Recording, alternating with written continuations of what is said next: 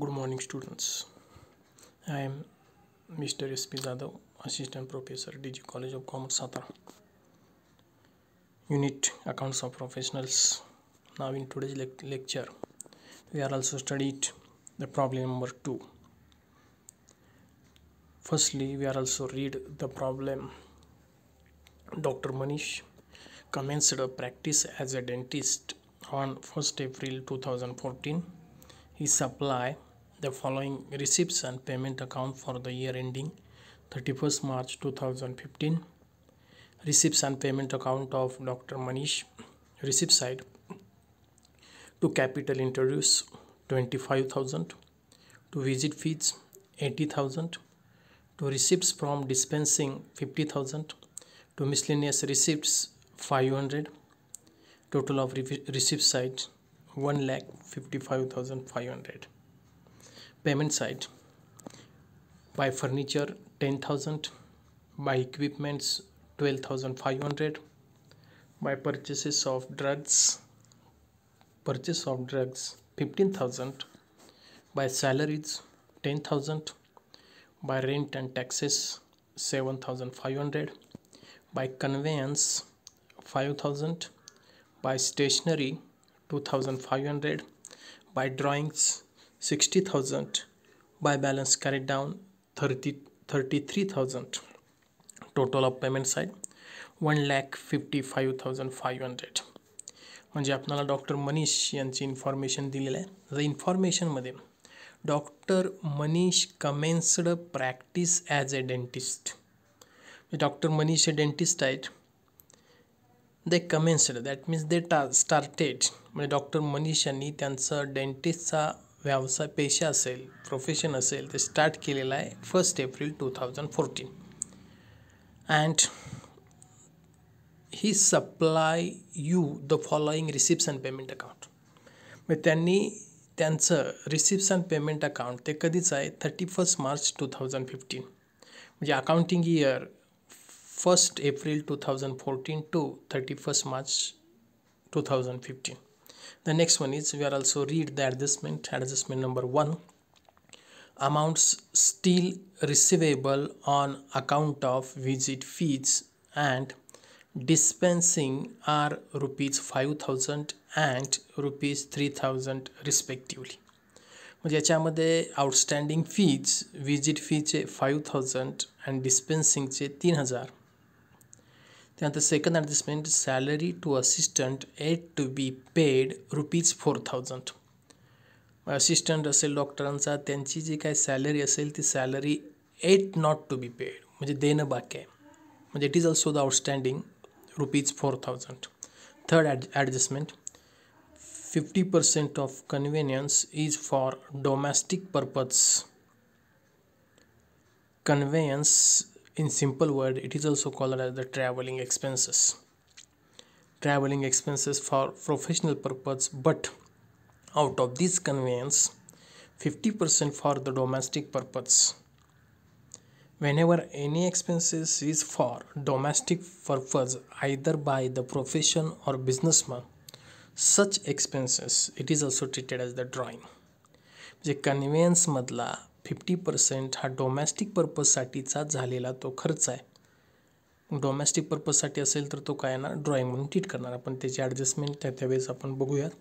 Fourth adjustment, furniture and equipments are to be depreciated by 10% and 5% respectively.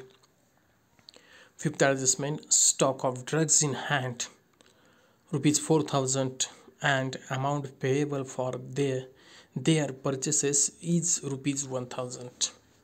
Stock of drugs in hand, म्हणजे at the time of 31st March 2015, म्हणजे 31 मार्च 2015ला हातामध्ये शिल्लक असणारे medicines असतील त्याची amount आहे ₹4,000. And amount payable for their purchases, purchase of medicines असतील, drugs असतील, ते परचेस केल्यानंतर जे काय अमाऊंट द्यावी लागते, जे amount payable for their purchases म्हणजे देणं बाकी आहे अशी अमाऊंट किती आहे ₹1,000. म्हणजे उदाहरणार्थ त्याला आपण म्हणू शकतो credit purchases of drugs and medicine. Then prepare receipts and expenditure account of Dr. Manish and balance sheet of Dr. Manish as on 31st March 2015. Into the first step, we are also read the problem carefully. Then into the second step, we are also tick mark the adjustment items. The adjustment on receipt side, adjustment कशावर आहे तर adjustment आपली आहे visit फीजला tick mark करा. To receipts from डिस्पेन्सिंगवर adjustment आहे tick mark. फर्निचरवर adjustment आहे tick mark केली. इक्विपमेंटवर adjustment आहे tick mark. Purchases of drugs त्याच्यावर ॲडजस्टमेंट आहे टिक मार्क. सॅलरीज त्याच्यावर आउटस्टँडिंगची ॲडजस्टमेंट आहे टिक मार्क. कन्व्हिनियन्सला ॲडजस्टमेंट आहे त्याच्यावर आपण टिक मार्क केले. देन सेकंड स्टेप आपली पूर्ण झाली. ती म्हणजे कोणती, जे रिसिप्ट्स अँड पेमेंट अकाउंट दिले असेल त्याच्यामध्ये किंवा बॅलन्स शीट असेल. पहिल्या प्रॉब्लेममध्ये बॅलन्स शीट होती, इथं फक्त रिसिप्ट्स अँड पेमेंट अकाउंट दिलेलं आहे, त्यामुळं इथं आपण टिक मार्क करून घेतली ॲडजस्टेड आयटमला. Then third step, to post the particular receipts and payment account to the respected account as well as the balance sheet. म्हणजे रिसिप्ट्स अँड पेमेंट अकाउंटमध्ये दिलेले रिसिप्ट्स असतील किंवा पेमेंट असेल ते त्या एक्झॅक्ट प्लेसला काय करणं ट्रान्सफर करा. मग आता आपण पाहूयात रिसिप्ट साईड. तर रिसिप्ट साईडला पहिला जो काय पर्टिक्युलर आहे रिसिप्ट आहे ते to capital introduce 25,000. To capital introduce म्हणजे डॉक्टर मनीष यांनी he has commenced their practice as a dentist and he has invested rupees 25,000 in his profession is rupees 25,000, and such investment, such capital introduced, it is treated as the capital. The exact place of the capital, it is nothing but a balance sheet liability side. मग balance sheetच्या liability sideला 25,000 25,000. Then next receipt, to visit fees.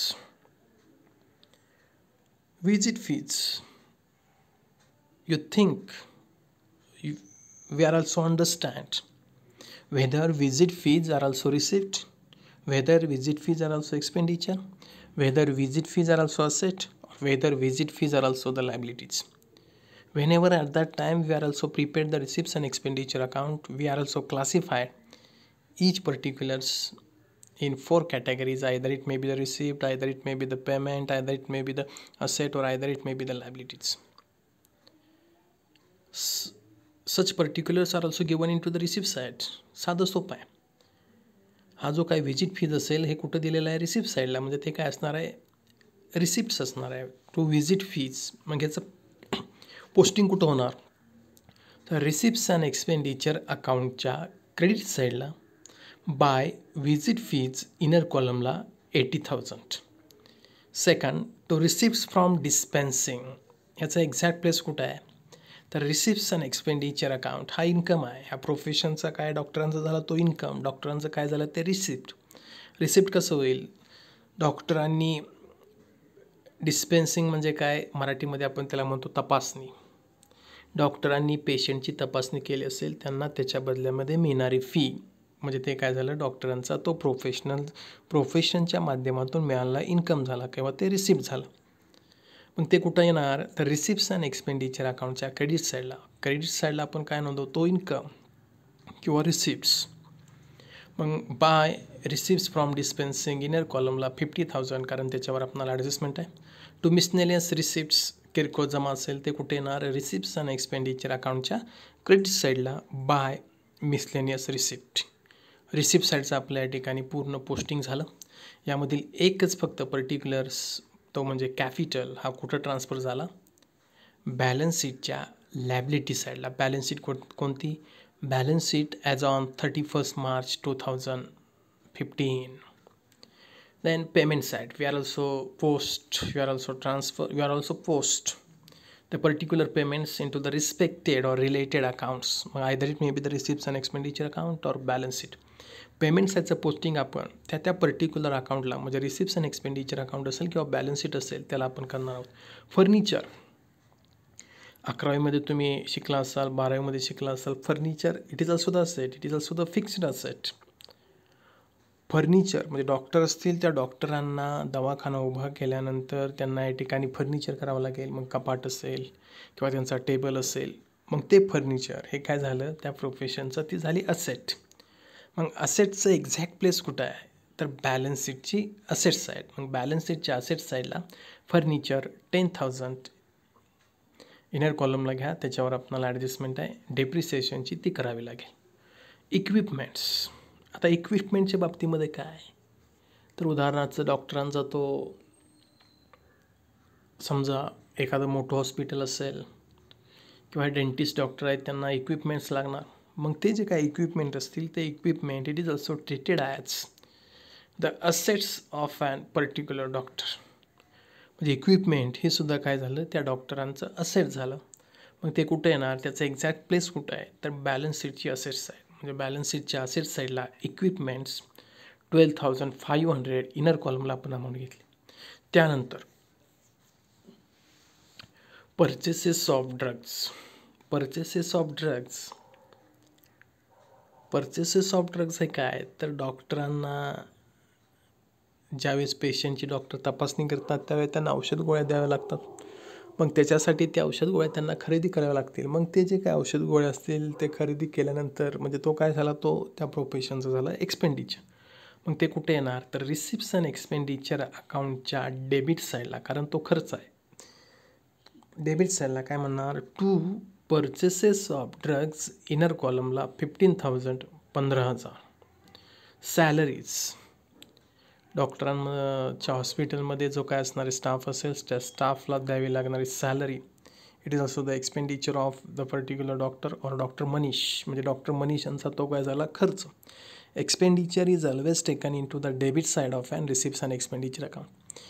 You must be remember, म्हणजे तुम्ही लक्षामध्ये ठेवा, ध्यानामध्ये ठेवा, कोणतंही account असू द्या ज्यावेळेस तुम्ही तिथं नेट प्रॉफिट असेल, ग्रॉस प्रॉफिट असेल किंवा सरप्लस असेल, डेफिसिट असेल, त्या ठिकाणी एक्सपेंडिचर हे नेहमी डेबिट साईडलाच रेकॉर्ड केले जातात. म्हणजे एक्सपेंडिचर मग त्यामध्ये काय आलं सॅलरीज कुठे येणार रिसिप्ट्स अँड एक्सपेंडिचर अकाउंटच्या डेबिट साईडला. टू सॅलरीज इनर कॉलमला 10,000.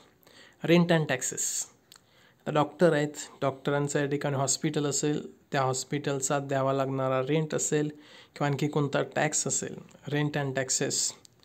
मग हा रेंट अँड टॅक्सेस हा काय झाला एक्सपेंडिचर झाला. मग तो कुठे येणार रिसिप्ट्स अँड एक्सपेंडिचर अकाउंटच्या डेबिटला. To rent and taxes 7,500. त्यानंतर conveyance. What about the meaning of the conveyance. म्हणजे कन्व्हेयन्स म्हणजे नेमकं काय, what is the exact meaning of the convenience? In some simple word, the convenience it is nothing but a traveling expenses. Convenience म्हणजे नेमकं काय तर it is also called as the traveling expenses. Whenever the doctors are also visiting to the another hospital at that time, they are also going from their hometown. म्हणजे example घ्या, समजा doctor असतील सातारमध्ये राहणारे, त्यांना पुण्याला विजिटसाठी जायचं असेल तर त्यांना तो ट्रॅव्हलिंगचा खर्च येईल. मग तो ट्रॅव्हलिंगचा खर्च त्याला दुसरं नाव काय कन्व्हिनियन्स, ते किती आहे 5,000 रुपये. मग तो काय झाला तो डॉक्टरांचा झाला एक्सपेंडिचर. मग तो कुठे येणार रिसिप्ट्स अँड एक्सपेंडिचर अकाउंटच्या डेबिट साईडला. टू कन्व्हेयन्स अमाऊंट असणार 5,000 रुपये इनर कॉलमला अमाऊंट 5,000. स्टेशनरी हा काय एक्सपेंडिचर आहे म्हणजे कुठे येणार रिसिप्ट्स अँड एक्सपेंडिचर अकाउंटच्या डेबिट साईडला to stationery. Drawing you know very well the exact place of ड्रॉइंगचं एक्झॅक्ट प्लेस कुठं आहे तर बॅलन्स शीटच्या लॅबिलिटी साईडला कॅपिटलमधून आपण काय करतो ड्रॉइंग लेस करतो. मग बॅलन्स शीटच्या लॅबिलिटी साईडला कॅपिटल जिथं लिहिलं असेल त्याच्या खाली 2-3 वही सोडून लेस ड्रॉइंग इनर ब्रॅकेटमध्ये 60,000 प्लस. तर प्लस आपण इथं का म्हणतोय तर ते ॲडजस्टमेंटमध्ये आपल्याला समजेल. By balance carried down balance म्हणजे कुठला balance closing balance. Receipts and payment account म्हणजेच काय तर कॅश बुक. म्हणजे हा बॅलन्स कुठला आहे तर it is nothing but a closing balance of the cash. मग closing balance of the cash, cash ही काय असेट आहे. मग असेटचं एक्झॅक्ट प्लेस कुठलं तर बॅलन्स शीट. मग बॅलन्स शीटमध्ये कुठं तर बॅलन्स शीटची असेट्स आहे. मग बॅलन्स शीटच्या असेट्स साईडला कॅश इन हँड 33,000 33,000. त्यानंतर हे आपण काय केलं पोस्टिंग केलं. म्हणजे आता पहिली स्टेप आपण read the problem carefully, problem नीट वाचला. दुसऱ्या स्टेपमध्ये आपण काय केलं ॲडजस्टमेंट आयटम असतील त्या ॲडजस्टमेंट आयटमला टिक मार्क केलं. तिसऱ्या स्टेपमध्ये आपण जे काय सांगितलं असेल ड्रॉअप करण्यासाठी विचारलं असेल ते ड्रॉअप केलं. म्हणजे तर काय आपल्याला आवश्यक आहे तर रिसिप्ट्स अँड एक्सपेंडिचर अकाउंट आणि बॅलन्स शीट ते आपण तयार केली. वर काय म्हणलं in the books of doctor Manish receipts and expenditure account for the year ended 31 March 2015 particulars rupees left hand साईडला वर आपण म्हणलं डेबिट, राईट हँड साईडला वर आपण म्हणलं टॉपला CR आणि डॉट. त्यानंतर balance sheet as on 31 March 2015 liabilities rupees, assets rupees आपण ड्रॉअप केलं. त्यानंतर त्याचं पोस्टिंग केलं. पोस्टिंग मी आता सांगितलेलं आहे. त्यानंतर आपण करणार आहोत ॲडजस्टमेंटचे इफेक्ट. आता ॲडजस्टमेंट इफेक्टमध्ये फर्स्ट ॲडजस्टमेंट आहे amount still receivable on account of visit fees and dispensing are ₹5,000 and 3,000 respectively. आता आउटस्टँडिंग इन्कम असेल, आउटस्टँडिंग फीज असतील, त्याचे 4 इफेक्ट होतील. 4 इफेक्ट कोणकोणते. फर्स्ट आहे व्हिजिट फीज 5,000 त्याचे 4 इफेक्ट. व्हिजिट फीज आपण 80,000 रुपये घेतले कुठं रिसिप्ट्स अँड एक्सपेंडिचर अकाउंटच्या क्रेडिट साईडला. बाय व्हिजिट फीज 80,000 त्याच्यामध्ये ॲड आउटस्टँडिंग व्हिजिट फीज ब्रॅकेटमध्ये करंट इयर 5,000. टोटल अमाऊंट आउटरला किती येणार 85,000. बघा सोल्युशनमध्ये व्हिजिट फीज त्यामध्ये add outstanding visit fees current year 5,000. Total amount किती आली 85,000. त्यानंतर दुसरा effect provision for visit fees outer कॉलममध्ये 5,000. त्यानंतर याचा तिसरा इफेक्ट बॅलन्स शीटच्या असेट साईडला आउटस्टँडिंग व्हिजिट फीज 5,000 आणि चौथा effect provision for visit fees 5,000. म्हणजे या पद्धतीनं त्याचे 4 इफेक्ट या ठिकाणी झालेले आहेत. त्यानंतर सेकंड ॲडजस्टमेंट आहे आपली outstanding receipts from dispensing current इयरचं. ते आपण काय करणार by receipts from dispensing receipts and expenditure अकाउंटच्या क्रेडिट साईडला बाय रिसिप्ट्स फ्रॉम डिस्पेन्सिंग 50,000 त्याच्यामध्ये add outstanding receipts from dispensing current year 3,000. Total amount आले आउटरला 53,000. Second effect to provision for receipts from dispensing 3,000. तिसरा effect outstanding receipts from dispensing 3,000. Balance शीटच्या asset साईडला balance शीटच्या liability साईडला provision for receipts from dispensing 3,000. म्हणजे याचे 4 effect करून आपण तो इफेक्ट नलिफाय केला. म्हणजे आपणाला सुरुवातीला पहिलं जे काही लेक्चर असेल फॉर्मॅट दिला असेल त्याच्यामध्ये आपण रिसिप्ट्स म्हणताना आपण काय म्हणलं आहे रिसिप्ट्स ओनली कॅश रिसिप्ट्समध्ये काय घ्यायचे आपल्याला तर कॅश रिसिप्ट्स घ्यायचे आहेत. मग जर आपण आउटस्टँडिंग जर रिसिप्ट्स किंवा आउटस्टँडिंग फीचं मिनिंग काय आहे the fees yet not to be received. म्हणजे ती फी अजूनपर्यंत मिळालेली नाही.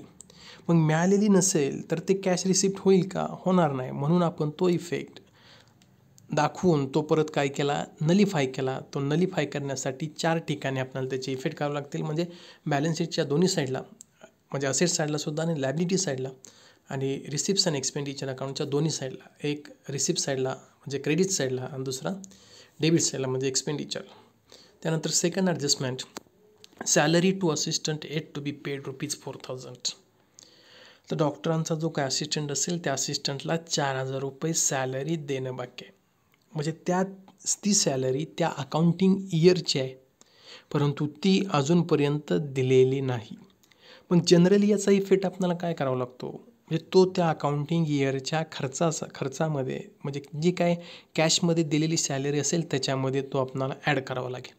आता साधं सोपं लॉजिक आहे. Payment, receipts and payment account म्हणजे काय, कॅशबुक. जर तुमची रोखीनं जर पगार दिला असेल तर ते कॅशबुक म्हणजे रिसिप्ट्स अँड पेमेंट अकाउंटच्या पेमेंट साईडला दिसेल. ॲडजस्टमेंटमध्ये दिलेली सॅलरी असेल हे कुठले असणार आहे, आउटस्टँडिंग म्हणजे yet not to be paid. त्याचे दोनच इफेक्ट होतील. दोन इफेक्ट काय होणार तर रिसिप्ट्स अँड एक्सपेंडिचर अकाउंटच्या डेबिट साईडला टू सॅलरीज, त्याच्यामध्ये ॲड आउटस्टँडिंग सॅलरी, सॅलरीची अमाऊंट दिलेले 10,000, आउटस्टँडिंग सॅलरी ॲड 4,000, आउटरला अमाऊंट आली 14,000. सेकंड इफेक्ट ते देणं आहे. देणं असेल तर कुठे येणार, बॅलन्स शीटच्या लॅबिलिटी साईडला आउटस्टँडिंग सॅलरी 4,000.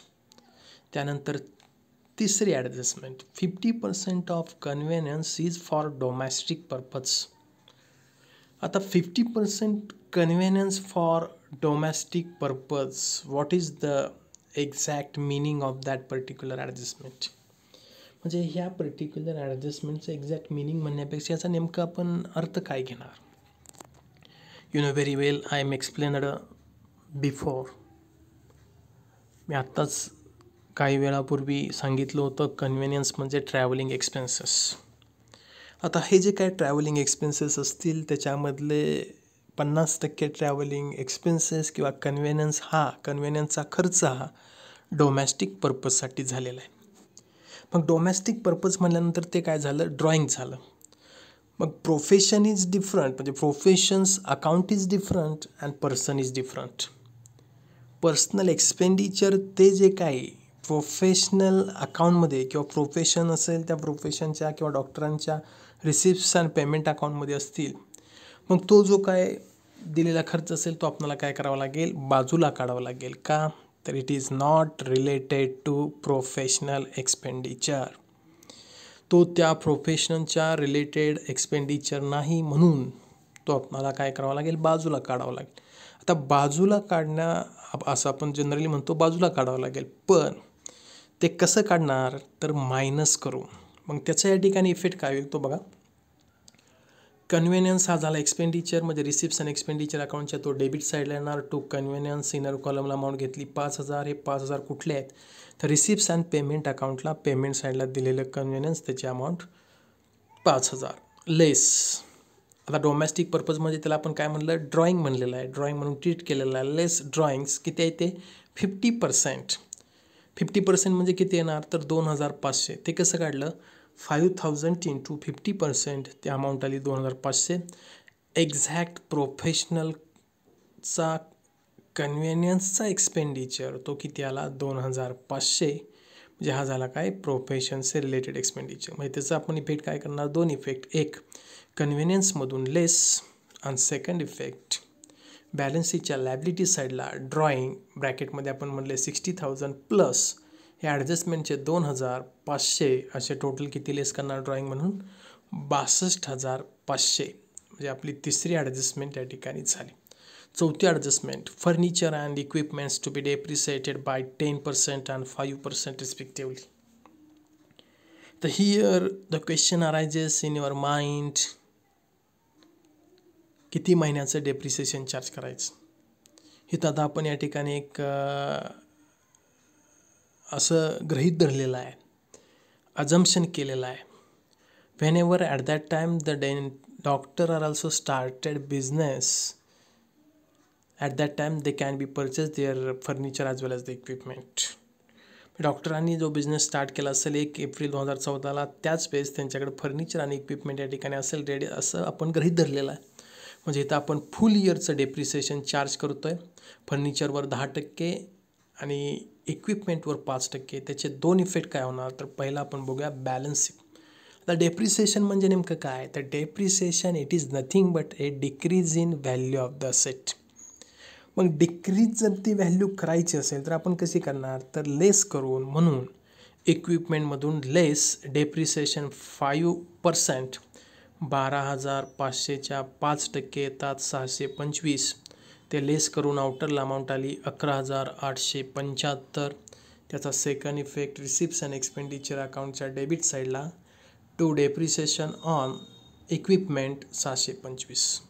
दुसरा आहे फर्निचरवर 10%, फर्निचर त्याच्यामधून लेस डेप्रिसिएशन 10%, 10,000च्या 10% अमाऊंट येते 1,000. 10,000 मायनस 1,000 केल्यानंतर आउटरला अमाऊंट येते 9,000.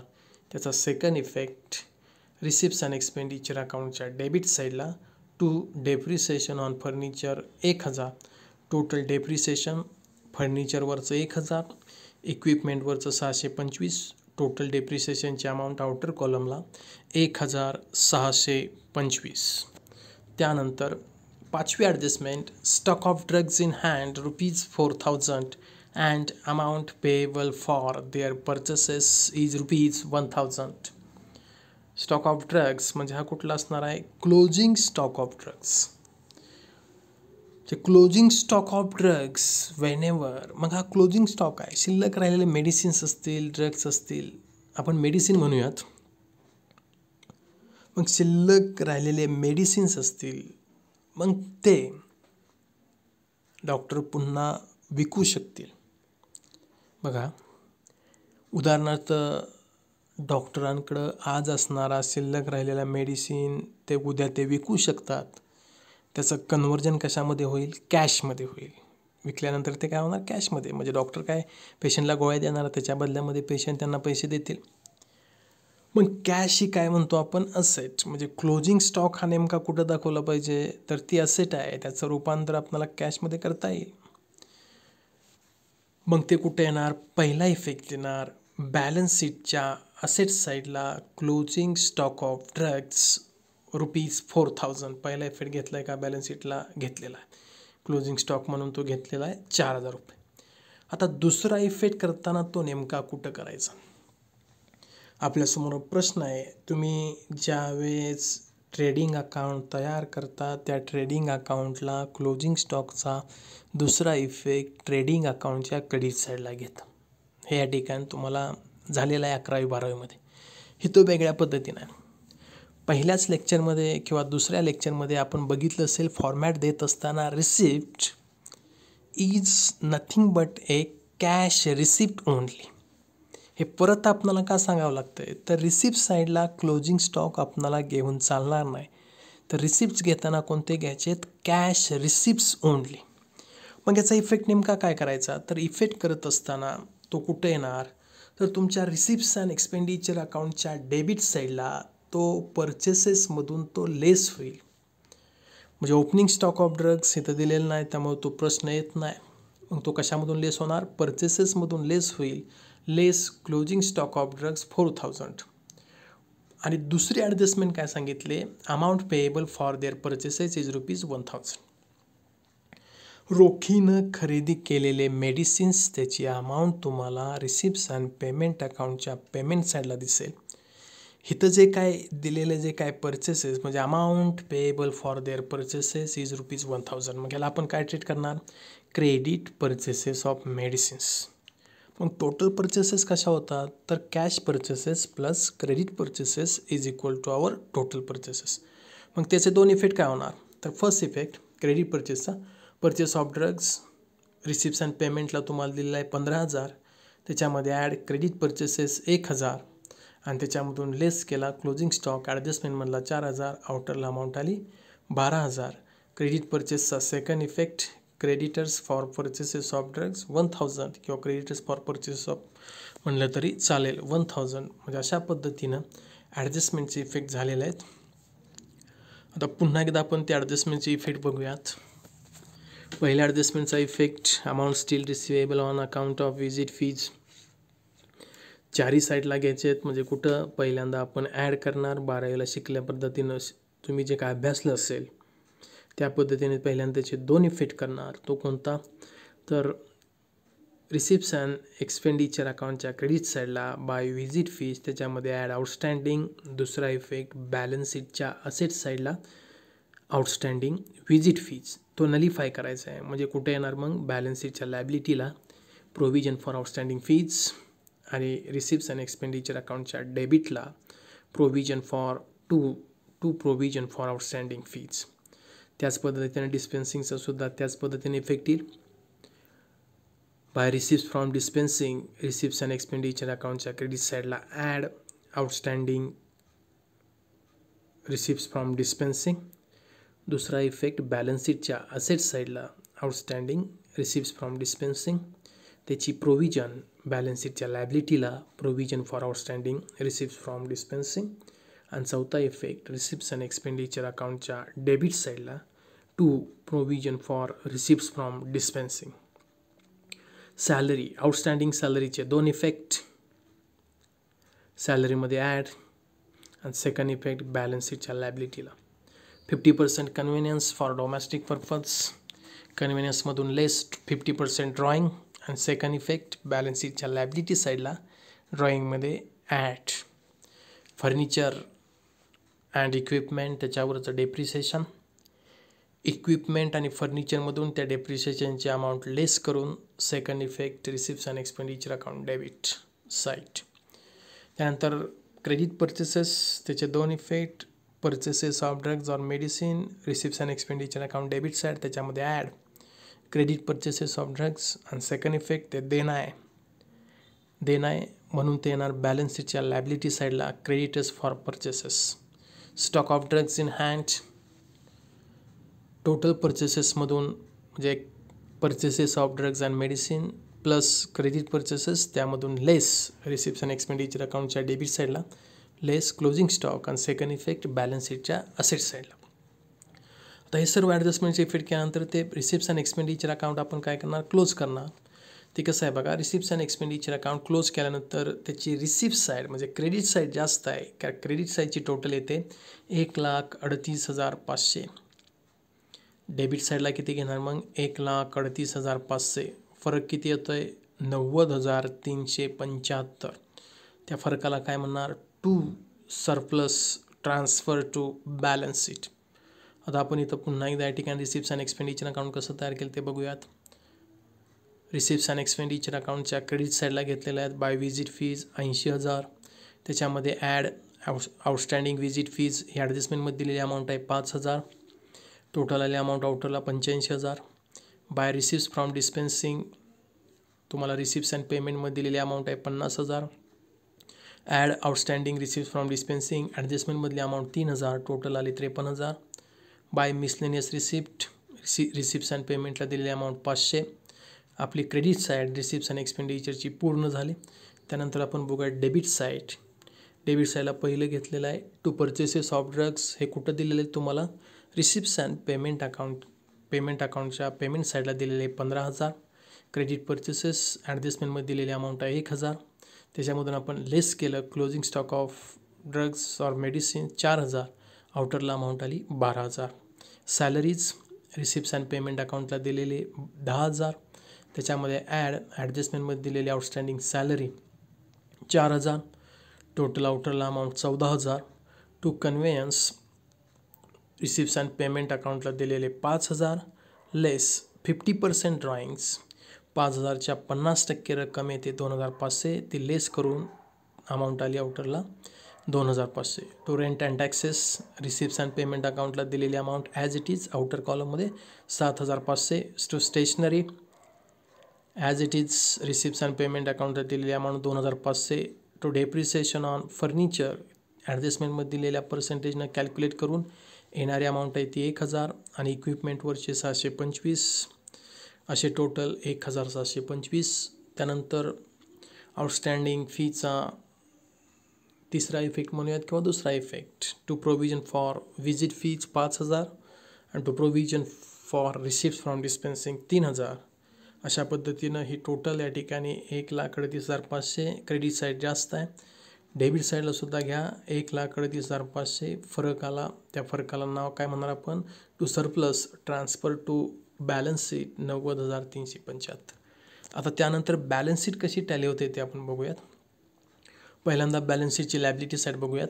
कॅपिटल तुम्हाला रिसिप्ट्स अँड पेमेंट अकाउंटला रिसिप्ट साईडला दिलेली अमाऊंट टू कॅपिटल इंट्रोड्यूस 25,000. ते आपण इथे ॲज इट इज घेतली. To surplus receipts and expenditure अकाउंटची बॅलन्सिंग फिगर सरप्लस 90,375. 25 आणि 90,375 टोटल येत आहेत 1,15,375. त्याच्यामधून लेस ड्रॉइंग्स 60,000 रुपये तुम्हाला रिसिप्ट्स अँड पेमेंट अकाउंटला दिलेले ते 60,000 प्लस 2,500 जे ॲडजस्टमेंट दिलेलं आहे कन्व्हिनियन्सचे ते 2500 याच्यामध्ये ॲड होतील आणि टोटल जे काय ड्रॉइंग असेल ते लेस किती होईल 62,500 म्हणजे 1,15,375 मायनस 62,500 आउटरला अमाऊंट आली 52,875. त्यानंतर provision for visit fees 5,000, provision for receipts from dispensing 3,000 म्हणजे आपण आउटस्टँडिंग व्हिजिट फीज असतील त्याचे 4 इफेक्ट त्यामधला हा तिसरा किंवा चौथा इफेक्ट म्हणला तरी चालेल. त्यानंतर आउटस्टँडिंग सॅलरी ॲडजस्टमेंटमध्ये दिलेली अमाऊंट असेल 4,000 त्याचा दुसरा इफेक्ट. क्रेडिटर्स फॉर परचेसेस 1,000 म्हणजे ॲडजस्टमेंटमध्ये दिलेले अमाऊंट पेएबल फॉर परचेसेस ते 1,000 त्याचा हा सेकंड इफेक्ट. ही झाली बॅलन्स शीटची लायबिलिटी साईड. तर बॅलन्स शीटची असेट साईड इक्विपमेंट 12,500 हे कुठले आहेत तर तुम्हाला रिसिप्ट्स अँड पेमेंट अकाउंटला दिलेले पेमेंट साईडला दिलेले अमाऊंट 12,500 त्याच्यामधून लेस डेप्रिसिएशन 5%. ॲडजस्टमेंटमध्ये दिलेल्या पर्सेंटेजनुसार 5% डेप्रिसिएशन येते 625. 12,500 मायनस 5% डेप्रिसिएशन म्हणजे 12,500 गुणिले 5% तुमच्या कॅल्क्युलेटरवर हे कॅल्क्युलेशन केल्यानंतर अमाऊंट येते 625 लेस करून आउटरला अमाऊंट 11,875. फर्निचर तुमच्या रिसिप्ट्स अँड पेमेंट अकाउंटला पेमेंट साईडला दिलेले अमाऊंट 10,000 त्यामधून लेस डेप्रिसिएशन 10%. 10,000वर 10% म्हणजे अमाऊंट आली 1,000. 10,000मधून 1,000 मायनस अमाऊंट आली आउटरला 9,000. कॅश इन हँड जे रिसिप्ट्स अँड पेमेंट अकाउंटला पेमेंट साईडला बाय बॅलन्स कॅरेट डाऊन दिलेला आहे 33,000 तो ॲज इट इज आपण इथे घेतला. क्लोजिंग स्टॉक ॲडजस्टमेंटमध्ये दिलेली अमाऊंट आहे 4,000 ती ॲज इट इज घेतली. त्यानंतर outstanding visit fees 5,000, outstanding receipts from dispensing 3,000. अशा पद्धतीनं हे बॅलन्स शीटच्या तुमच्या असेट्स अँड लायबिलिटी आहेत त्या टोटल केल्यानंतर दोन्ही साईडची टोटल येते 65,875. 65,875 अशा पद्धतीनं ही तुमची बॅलन्स शीट असेल ती बॅलन्स शीट टॅली होईल. म्हणजे विद्यार्थी मित्रांनो या ठिकाणी आपण हा प्रॉब्लेमचं सोल्युशन कशा पद्धतीने करायचं हे तुम्हाला आता समजलं असेल. साधं सोपं लॉजिक आहे. रिसिप्ट साईडचं जे काय रिसिप्ट्स असेल म्हणजे रिसिप्ट्स अँड पेमेंट अकाउंटला जे रिसिप्ट्स असतील ते रिसिप्ट्स ट्रान्सफर कुठं होणार तर एक रिसिप्ट्स अँड एक्सपेंडिचर अकाउंटच्या क्रेडिट साईडला किंवा एकतर ते काय असेल कॅपिटल असेल. त्यानंतर पेमेंट साईड मग पेमेंट साईडचं नेमकं या ठिकाणी पोस्टिंग कुठं होणार एक ते 3 ठिकाणी होऊ शकतं. पेमेंट म्हणजे रिसिप्ट काय होऊ शकत नाही म्हणजे रिसिप्ट साईड तर कॅन्सल झाली. राहिलं कुठला प्रश्न असेट लायबिलिटीज आणि एक्सपेंडिचर. पेमेंट आहे म्हटल्यानंतर ते रिसिप्ट होणार का होणार नाही म्हणजे पेमेंट साईडचे पर्टिक्युलर कुठे येणार उदाहरणार्थ फर्निचर खरेदी केलं म्हणजे ती काय झाली असेट झाली म्हणजे कुठे येणार बॅलन्स शीटच्या असेट साईड. तर रिसिप्ट्स अँड पेमेंट अकाउंटमध्ये दिलेले पर्टिक्युलर्स पेमेंट हे कुठं जाईल तर एकतर ते असेटसाठी केलेलं पेमेंट असेल किंवा एकतर ते ड्रॉइंग असेल आणि एकतर काय तो एक्सपेंडिचर असते. म्हणजे 3 ठिकाणी त्याचं पोस्टिंग होऊ शकतं. एक असेट, दुसरी लायबिलिटीज जर ड्रॉइंग असेल तर ते लायबिलिटीला आणि तिसरं बाकी सर्व कुठं जाणार मग रिसिप्ट्स अँड एक्सपेंडिचर अकाउंटच्या डेबिट साईडला.